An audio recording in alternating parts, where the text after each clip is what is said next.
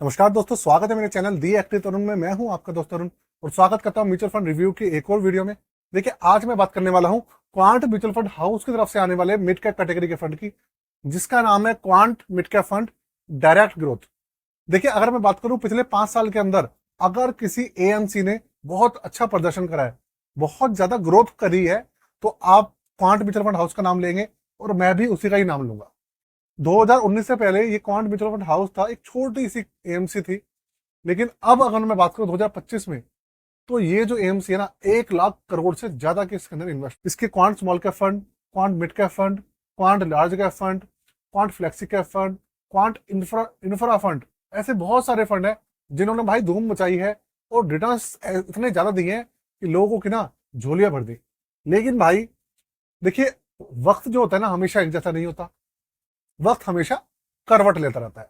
तो ऐसा ही ये जो समय चल रहा है क्वांट म्यूचुअल फंड हाउस के ऊपर, बहुत बुरा समय चल रहा है, बहुत बुरा दौर चल रहा है। सितंबर 2024 से जो इनके अंदर गिरावट आनी शुरू हुई है, इनके फंड्स की जो परफॉर्मेंस खराब हुई है, उस परफॉर्मेंस को ये दोबारा से पकड़ नहीं पा रहे हैं।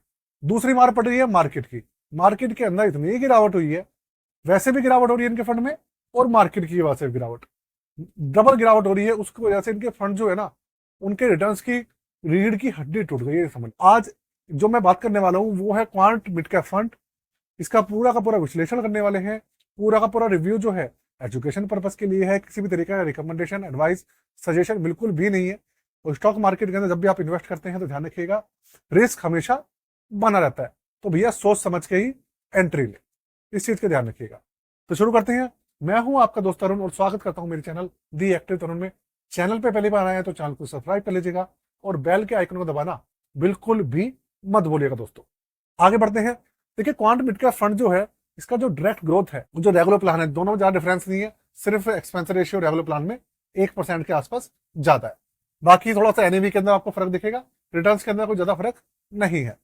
तो अभी जो इसका एनएवी है इस समय, वो चल रहा है 223 रुपए 78 पैसे। 1 जनवरी 2013 को ये रेगुलर प्लान से अलग हुआ था, डायरेक्ट प्लान के अंदर कन्वर्ट हुआ था। तब से अब ये 223 रुपए 78 पैसे में पहुंच चुका है। ठीक है। और अगर मैं बात करूं इसके सीएजीआर की, तो भाई वो है 17.61%। 17.61% का इसका सीएजीआर है।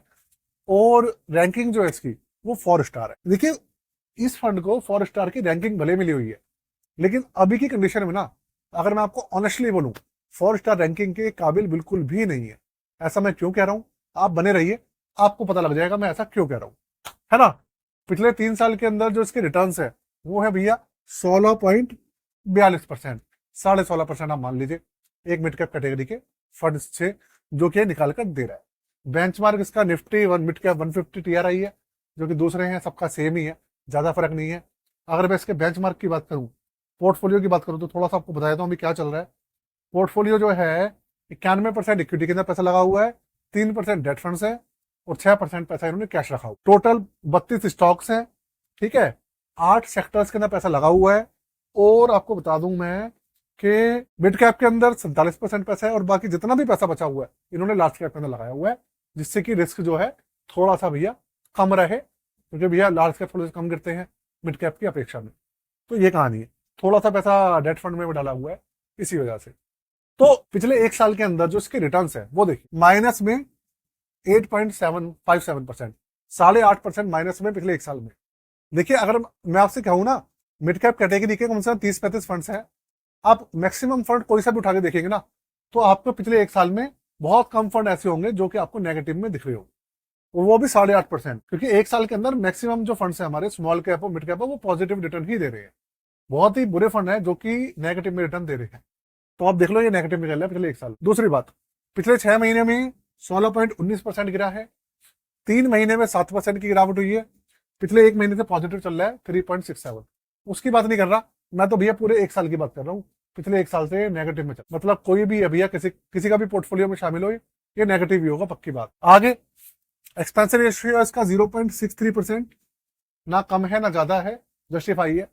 और जो स्पेशल फीचर है इसके अंदर, वो है इसका एग्जिट लोड। 90 दिन से अगर पहले कोई निकालता है पैसा, तो भैया उसके अंदर आधा % जो है एग्जिट लोड लगेगा। और 90 दिन के बाद 0% का जो है एग्जिट लोड जो है वो होने वाला है। किसी तरीके का विड्रॉवल चार्ज नहीं होने वाले 90 दिन के बाद। 8,356 करोड़ का 8356 करोड़ का एक हैवी AUM डीएक्स फंड के अंदर, और 5,000 रुपए से लमसम शुरू होता है, और भैया 1,000 रुपए से इसके अंदर SIP वाला जो है वो शुरू हो जाता है। अब बुराइयों की बात करते हैं भैया। सबसे पहली बात, ये जो फंड है अपने जो दूसरे फंड है उनसे करीबन 10% ज्यादा गिर रहा है। अपनी कैटेगरी से ये फंड जो है कम से कम 10% ज्यादा गिरा हुआ है, अगर मैं 1 साल के रिटर्न देखूं तो 1 साल के हिसाब से बता। अच्छा जी, दूसरी बात, 4 स्टार का ये रैंकिंग है इसकी, लेकिन भैया 4 स्टार की रैंकिंग के बिल्कुल भी काबिल नहीं। जो आपका क्वांट स्मॉल कैप फंड है वो 5 स्टार की रैंकिंग का है, लेकिन उसके रिटर्न इतने बुरे चल रहे हैं कि वो 5 स्टार की रैंकिंग के काबिल ही नहीं है।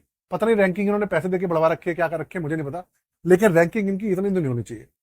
दूसरी बात, अब आपकी इसके बारे में क्या राय है वो भी आप कमेंट बॉक्स में मुझे बताइएगा।